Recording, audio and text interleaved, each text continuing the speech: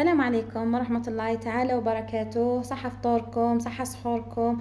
إن شاء الله يا البنات تكونوا بخير، وهذه الأيام المباركة تنعاد عليكم بالصحة والهنا إن شاء الله. في وصفتنا لنهار اليوم جبت لكم حميص تقليدي بطريقة بسيطة جدا ورائعة، وكما راكم تشوفوا المنظر تاعو يشهي. وإحنا في عاداتنا وتقاليدنا في منطقة ولاية المسيلة نحبوا الحميص، لازم يكون موجود على طاولة رمضان. حنايا جبنا فلفل حار اخضر وفلفل حلو، وجبنا طماطيش شللتهم مليح وشويتهم على النار كيما راكم تشوفوا، كيف شويتهم وحطيتهم في كوكوط وخليتهم يعرقوا باش يتقشر ليه. واذا كانت عندكم موجود كيس بلاستيكي يعود نظيف وغذائي، تقدروا ثاني ديروا فيه كيس بلاستيكي وتغلفوا عليه مليح وتخلوه يعرق حتى تقدر تتقشر القشره نتاعو للفوق. هنا انا غسلته في الاول باش تقعد لي البنه تاع الفلفل.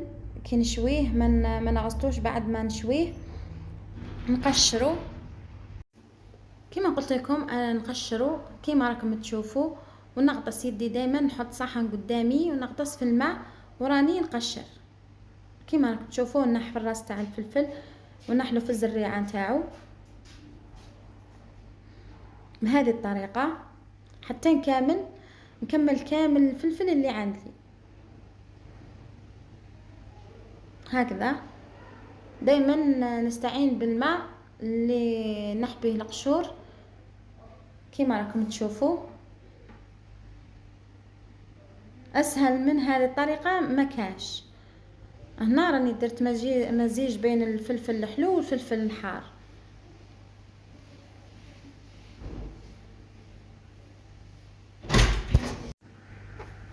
كما راكم تشوفوا نكملوا حتى اخر حبات فلفل عندي. هنا كما قلت لكم ولاية المسيلة ما تستغناش على الحميص، والحميص فيه كم نوع وكم طريقة في التحضير نتاعو. كاين اللي يديروه في المهرس تاع الحطب، كاين اللي يديروه في الروبو، كاين اللي يديروه في كل واحد كيفاش يعملوا. انا درت له طريقه بسيطه ونحبه بهذه الطريقه اللي تجيني سهله، وهنا الفلفل يجيني حلو فيها.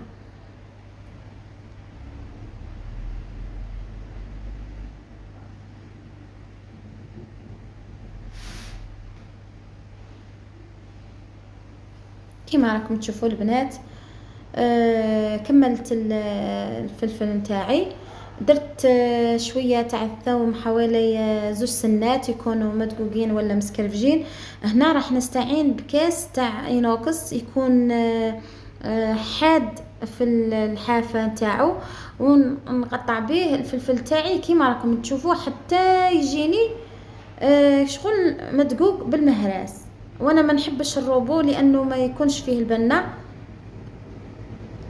نستعملوا الكاس هذا الانوكس، ما كاش بيت مش متوفر فيه،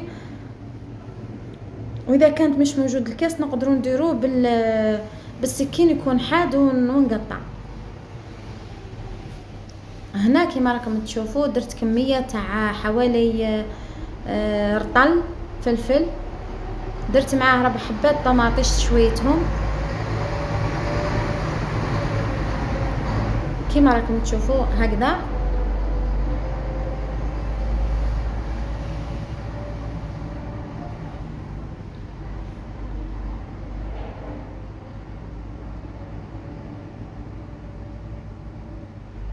هكذا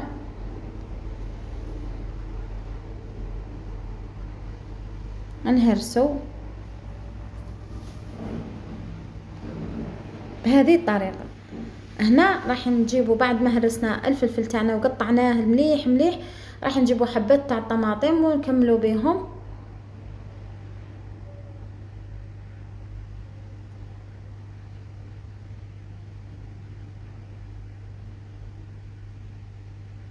كيما راكم تشوفوا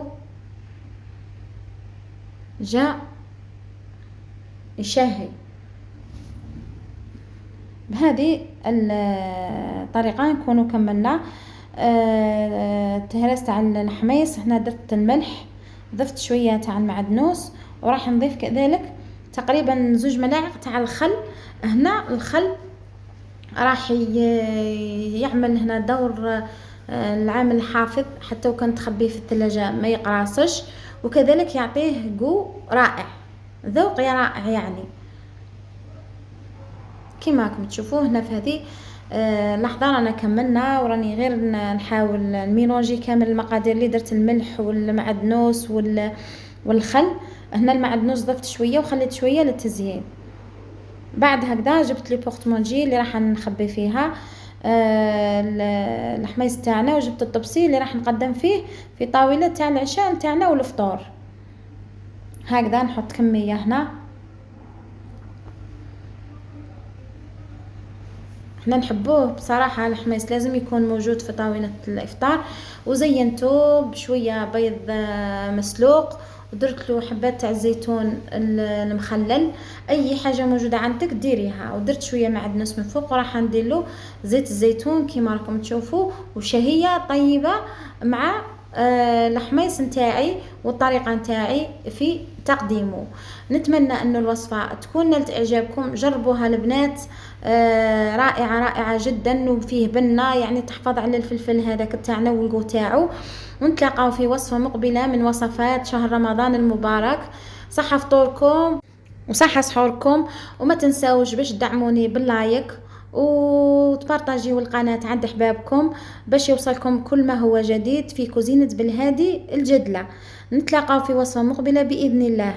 صام النبي هنا بطيبة 9 من أشهر الغفران من رمضان.